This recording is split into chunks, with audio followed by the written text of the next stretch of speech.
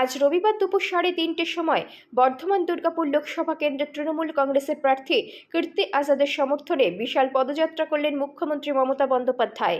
এই দিন দুপুর 3:30 নাগাদ বর্ধমান শহরের বর্ধমান স্টেশন সংলগ্ন স্পন্দন কমপ্লেক্সের মাঠে হেলিকপ্টার থেকে নামেন। তারপর সেখান থেকে পদযাত্রা শুরু করেন পুলিশ লাইন পর্যন্ত। এই দিন মুখ্যমন্ত্রী মমতা বন্দ্যোপাধ্যায়কে দেখার জন্য রাস্তার দুপাশে অধীর আগ্রহে কর্মী সমর্থকরা এবং সাধারণ মানুষ অপেক্ষা করে থাকেন। পাশাপাশি সাধারণ মানুষকে মুখ্যমন্ত্রীর ছবি ক্যামেরাবন্দি করতেও দেখা যায়। তীব্র গরমে অপেক্ষা করেও সাধারণ মানুষ রাস্তার দুপাশে মুখ্যমন্ত্রী মমতা বন্দ্যোপাধ্যায়কে এক ঝলক দেখার জন্য ঘন্টার পর ঘন্টা দাঁড়িয়েছিলেন। মুখ্যমন্ত্রী যখন হাঁটা শুরু করেন তখন তাকে দেখে উচ্ছ্বাসে এবং হাততালি দিয়ে এবং হাত জোড় করে তাকে সম্মান প্রদর্শন করেন।